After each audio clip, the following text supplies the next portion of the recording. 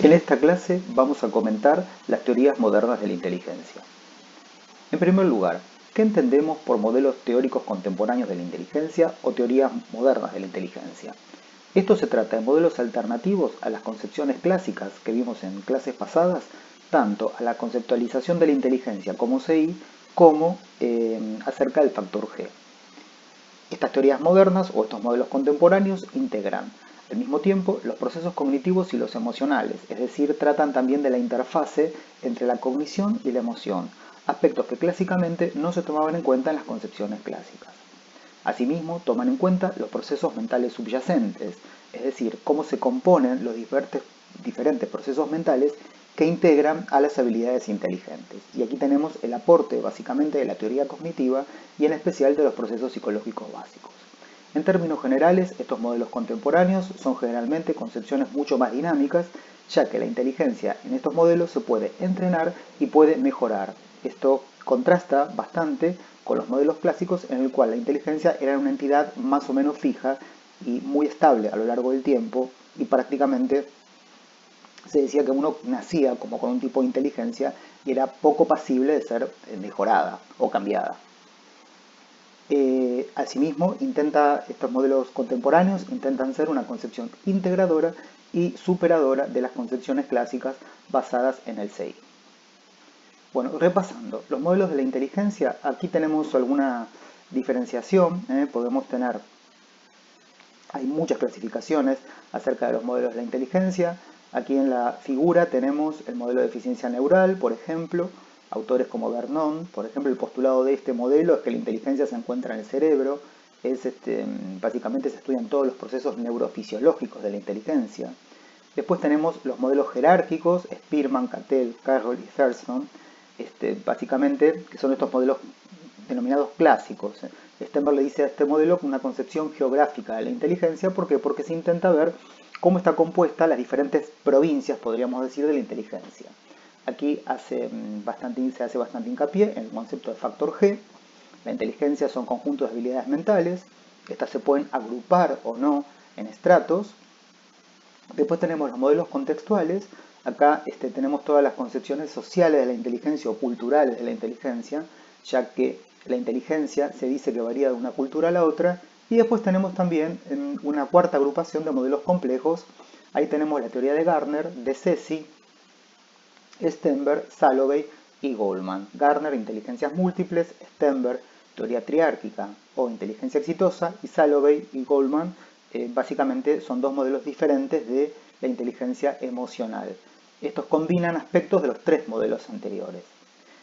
La concepción clásica que vimos en clases pasadas básicamente está circunscripta a lo que denominamos los modelos jerárquicos.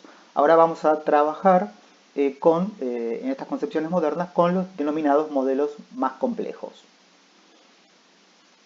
Entonces, tenemos de toda esta serie de modelos complejos, tenemos dos modelos que vamos a desarrollar. El modelo de la inteligencia exitosa, está representado por Robert Stenberg. Robert Stenberg es un psicólogo contemporáneo y vino desarrollando su teoría a lo largo de las últimas décadas, y sobre finales de los años 90 formuló un modelo integrado de la inteligencia exitosa.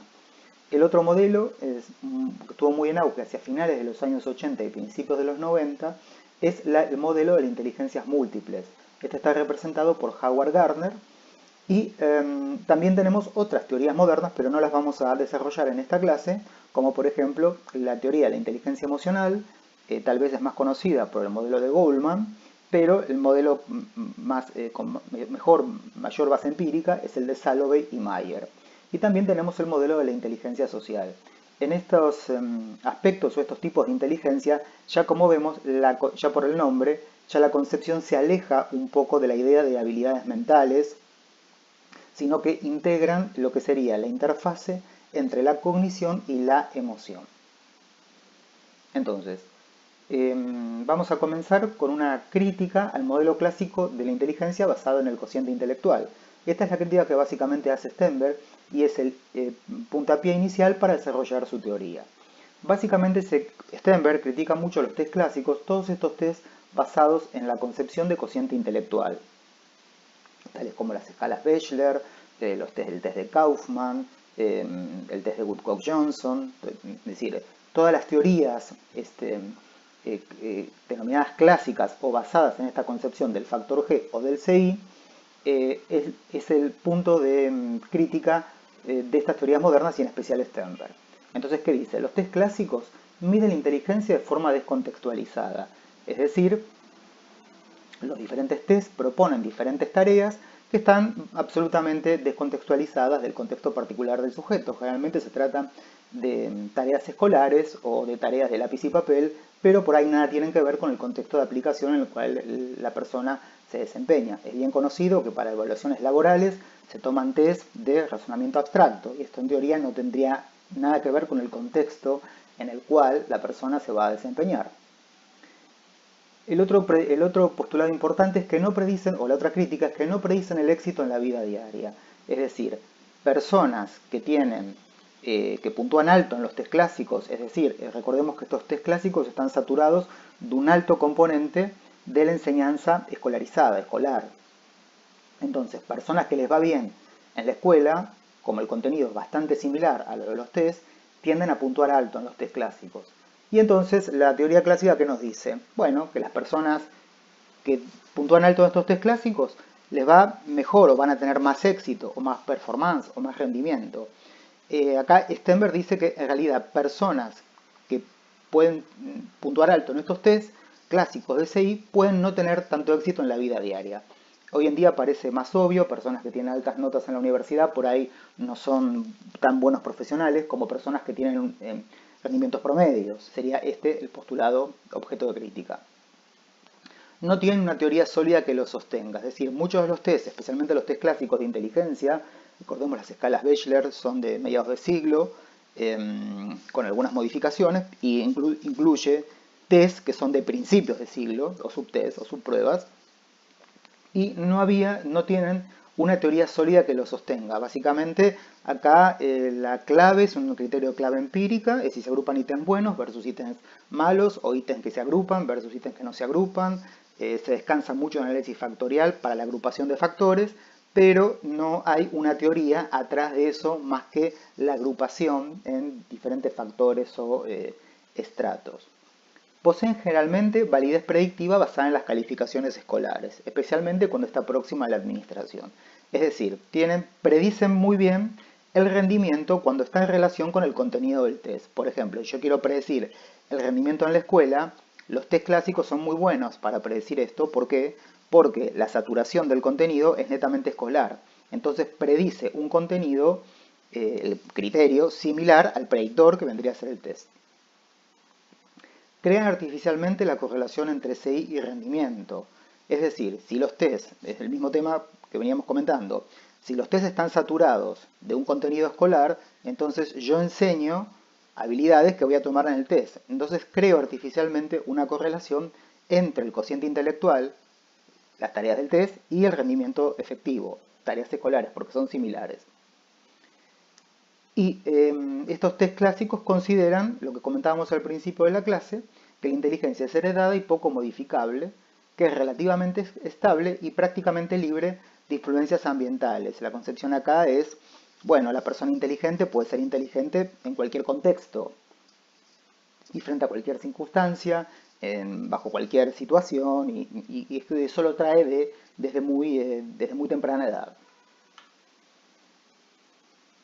Bueno, Sternberg plantea el concepto de inteligencia exitosa. En realidad esta es la concepción más moderna. Clásicamente él vino trabajando lo que se llama teoría triárquica de la inteligencia. Y trabajó que incluye tres aspectos de la inteligencia.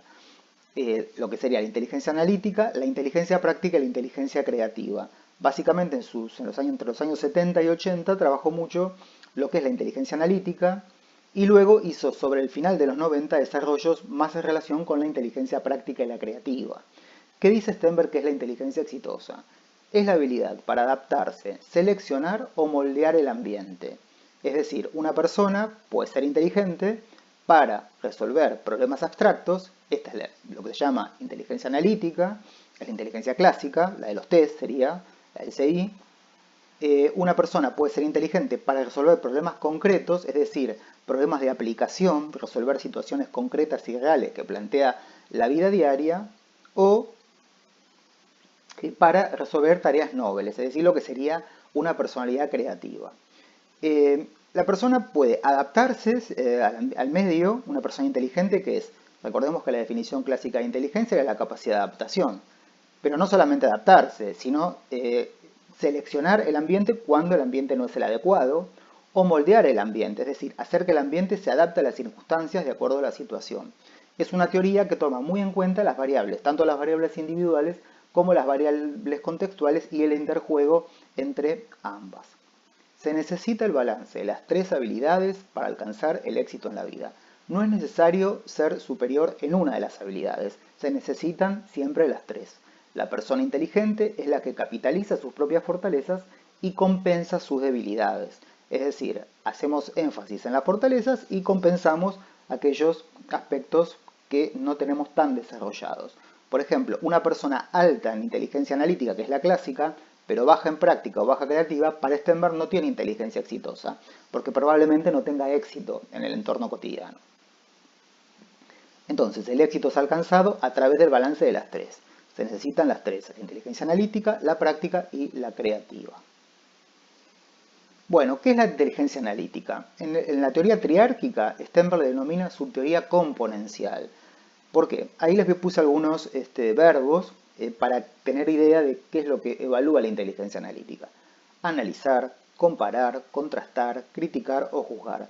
Toda vez que iniciemos acciones encabezadas por esos verbos, estamos poniendo en juego nuestra inteligencia analítica.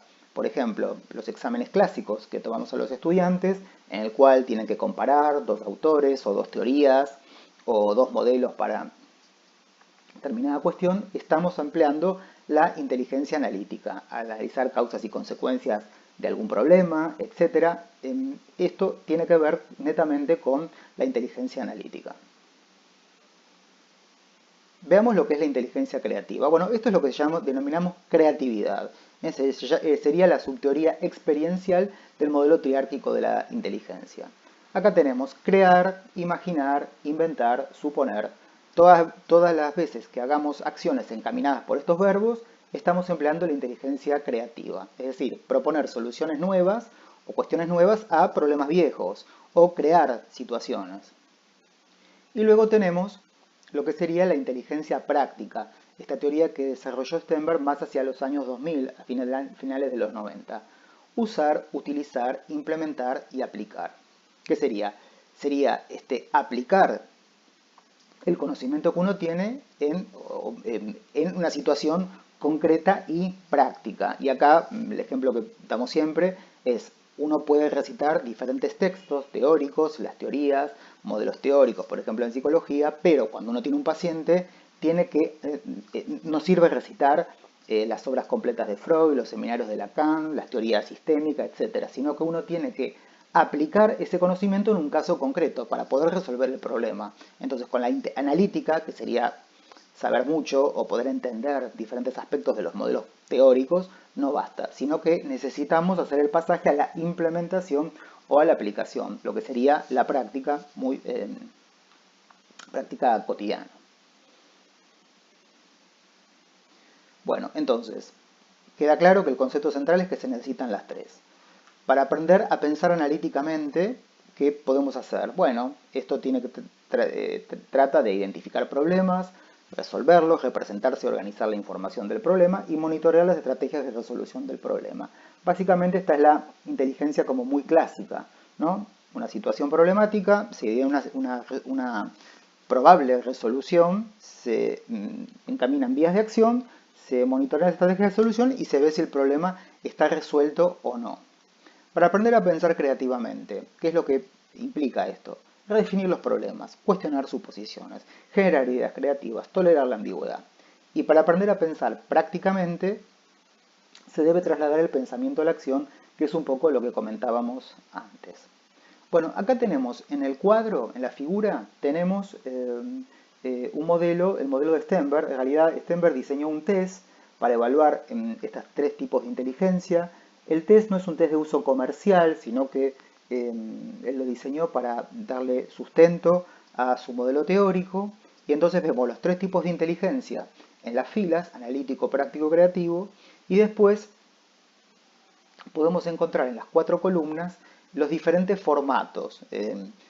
Formato verbal, formato cuantitativo, formato figural y formato de ensayo. Entonces, ahí vamos a poner un ejemplo. Por ejemplo, un ejemplo de problema en un test de razonamiento analítico cuantitativo. Por ejemplo, dado una serie de números, una serie numérica, completar la serie. Ese sería, y en analítico figural es completar un test de matrices. Esto es muy parecido a las tareas de los test de Bachelor, tanto de niños como de adultos. En cambio, ¿qué sería un razonamiento más práctico? Por ejemplo, del área verbal, dar un problema cotidiano en una situación y tratar de resolverlo. O situaciones de matemática práctica, diferentes escenarios que es lo que se utiliza en las matemáticas para resolver problemas en contextos naturales. Esto generalmente se ha trabajado mucho con las amas de casa en los supermercados. Es decir, las operaciones que hacen las amas de casa para hacer una compra efectiva o una compra eficaz y gastar menos son operaciones de fracciones, es decir, en el cual, ¿qué me conviene más? ¿El envase familiar o el envase individual o los packs y demás? La operación que hay que hacer ahí para calcular los precios son operaciones de matemática práctica. Y en el aspecto creativo hay diferentes situaciones. Por ejemplo, vamos al aspecto, al formato de ensayo, por ejemplo, describir la escuela ideal. Eso serían cuestiones vinculadas con el pensamiento creativo.